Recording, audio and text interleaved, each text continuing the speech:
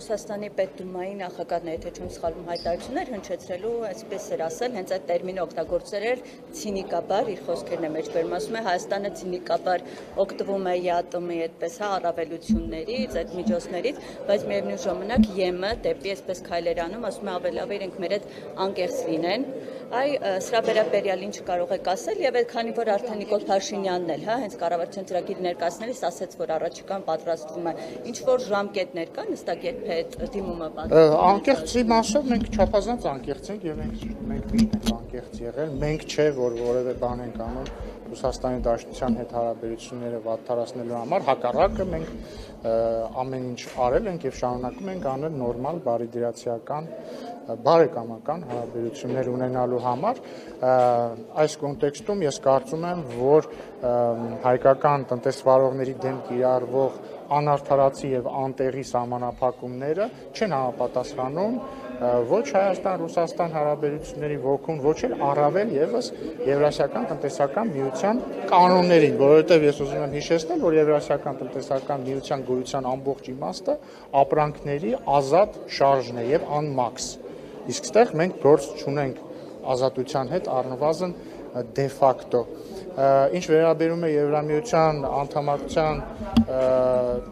կամ տեխնացու դառնալու դիմումին, հայտնի փաստ է, որ հենց մեր ԵԱՏՄ գործընկերներն են մեզ ամեն ջանում, որպեսզի մենք դա անենք մի պարզ պատճառով, այսինքն ինչու այդպես ստացվում, որովհետև նրանք անդադ ասում են, որ մենք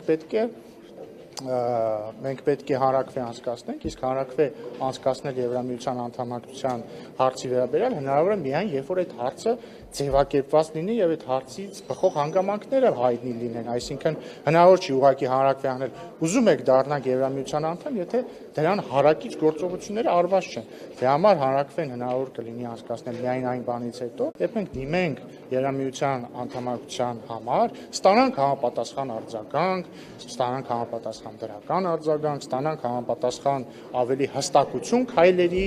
ժամանակային շրջանակների վերաբերյալ, այդ ժամանակ հնարավոր կլինի իրականացնել հանրաքվե։ Եթե դուք ուշադիր եք, ես այդ հարցին պատասխանեցի։ Հավքի վերաբերյալ, պարոն Ռուբինյան, վարչապետ Նիկոլ Փաշինյանը հայտարարեց, որ ուրախ կլինեն, որ ժամկետը ինչքան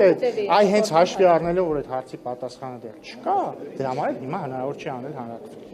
Վարչապետ Նիկոլ Փաշինյանը հայտարարեց, որ ուրախ կլինեն, որ հապկից Հայաստանին հեռացնել, Պեսկովն էլ արձագանքել էր եւ նշել էր, որ Երևանն ազատ է իր ընտրությունների հարցում եւ իրենք կարող են դիմումը ներկայացնել։ Մենք այսպես թե այնպես գիտեինք, որ Երևանն ազատ է ընտրության կայացման հարցում եւ ընդհանրապես Երևանը այսպես միշտ ազատ է լինելու իր ընտրության իրականացման հարցում։ Հարցը, այսինքն հիմա ուզում եմ հասկանալ ինչ տարբերություն կա հեռացնել, թե մենք դիմումը կտանք եւ դուրս կգանք։ Մենք ազատ ենք։ Ինչու չենք։ Ինչպես իրավացիորեն նշել է հարգարժան պարոն Պեսկովը, Հայաստանն ազատ է իր ընտրության հարցում։ Բայց ինչու չի անում, սպասում եք։ Որովհետեւ Հայաստանն ազատ է իր ընտրության հարցում։